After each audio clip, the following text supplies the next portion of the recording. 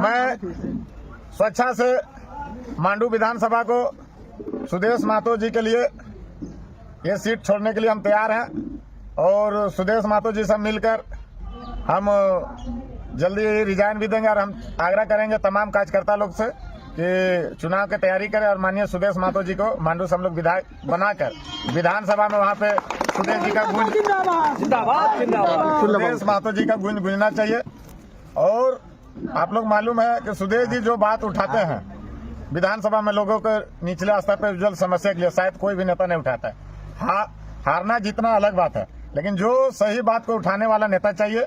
हमारे नेता सुदेश महतो थे, हैं और जीवन भर रहेंगे। और सुदेश महतो से बड़ा नेता झारखंड में पैदा नहीं हुआ है, न जीवन में पैदा होगा। धन्यवाद।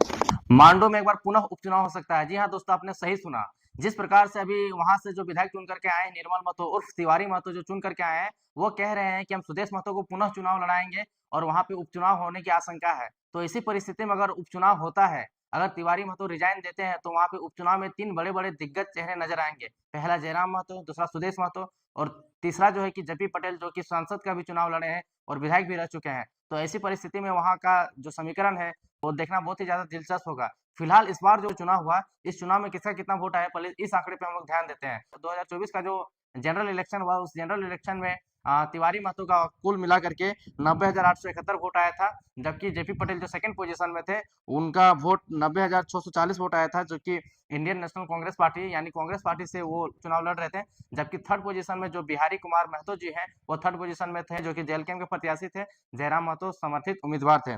बिहारी कुमार महतो का 71,276 वोट आया था। जी हाँ दोस्तों, 71,276 वोट कोई कम वोट नहीं होता है, बल्कि यह एक रिजल्ट तक ले जाने वाला वोट होता है, या इस प्रत्याशी में वो दम होता है जो कि रिजल्ट भी एक्वायर कर सकता है। तो ऐसी परिस्थिति में एक तरफ जयराम महतो होंगे फील्ड में, दूसरी तरफ सुदेश महतो होंगे फील्ड में, और एक तरफ कांग्रेस के बड़े-बड़े स्टार प्रचारक मांडू में आकर के उपचुनाव करेंगे। तो ऐसे में पूरा मांडू विधानसभा का जो माहौल है वो बदला हुआ नजर आएगा और पूरे झारखंड राज्य के जितने भी कद्दावर नेता है, सबका निगाहें मांडू विधानसभा क्षेत्र में हो सकता है।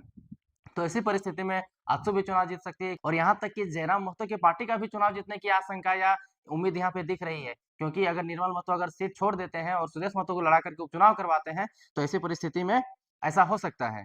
तो हम लोग वहाँ के पॉपुलेशन की बात करते हैं कि मांडू विधानसभा क्षेत्र में किस पार्टी का कितना पॉपुलेशन है। तो मांडू विधानसभा क्षेत्र में सबसे पहले जो लार्जेस्ट पॉपुलेशन है, वो पॉपुलेशन महतो की पॉपुलेशन है, जो कि लगभग वहाँ का कुल जनसंख्या का 21.4% यानी 21.4% है।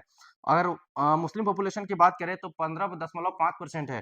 अगर वहाँ पे मांझी पॉपुलेशन की बात करें तो 15% है। इस प्रकार से वहाँ पे यादव का पॉपुलेशन है, प्रसाद का पॉपुलेशन है, रविदास का पॉपुलेशन है, प्रजापति का पॉपुलेशन है, मुंडा का पॉपुलेशन है, गंजू का पॉपुलेशन है, करमाली का पॉपुलेशन है, बेदिया का पॉपुलेशन है। इस प्रकार से सभी जातियों का पॉपुलेशन है अपने क्रम में, लेकिन सबसे लार्जेस्ट पॉपुलेशन जो है मांडू विधानसभा क्षेत्र में, वो महतो बहुल एरिया है और मांडू विधानसभा का सीट हॉट बन जाएगा। जिस प्रकार से अभी बयान आया तिवारी कुमार महतो का, अगर वहां पे चुनाव होता है, उपचुनाव होता है, तो फिलहाल क्या होगा नहीं होगा वो तो खैर समय पे हम लोग छोड़ देते हैं, समय पे डिसीजन करेंगे। आगे क्या अपडेट आएगा नहीं आएगा, आपको टोटल अपडेट दिया जाएगा।